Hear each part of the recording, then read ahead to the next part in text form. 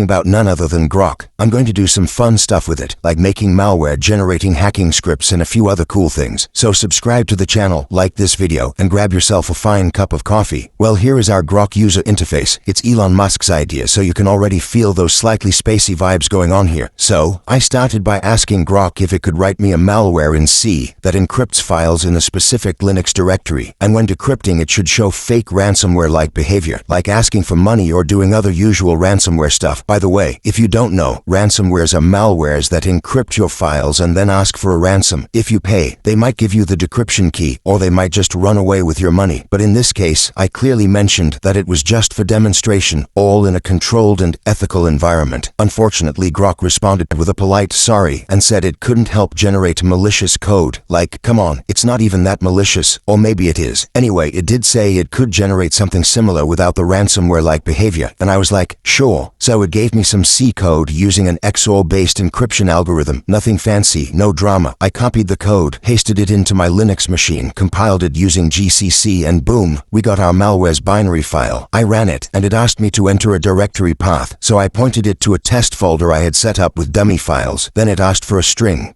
and after that whether to encrypt or decrypt. E for encrypt, D for decrypt. Since we're encrypting, I hit E, and there we go, all files are encrypted. Cool, but not super exciting, right? I mean, we could do that with a simple Python script too. Feeling kinda disappointed here, not gonna lie, cause ChatGPT can do way better than this. So next I gave Grok a CVE number and asked it to research about it. Okay? It gave me a detailed explanation, said it was related to OpenSSH, possible RCE, blah blah blah. But when I asked how to actually exploit this vulnerability, you gotta see its response. It completely refused to give any exploit details, even though the exploit is publicly available online. Like, come on. Anyway, next up, I asked it to write me a Python script that can automatically find privilege escalation vectors on a Linux system and suggest ways to get root. I was expecting another sorry, but surprisingly, this time it responded positively and actually wrote a script for us. So I quickly copied the script, dumped it into my Linux machine, and ran it.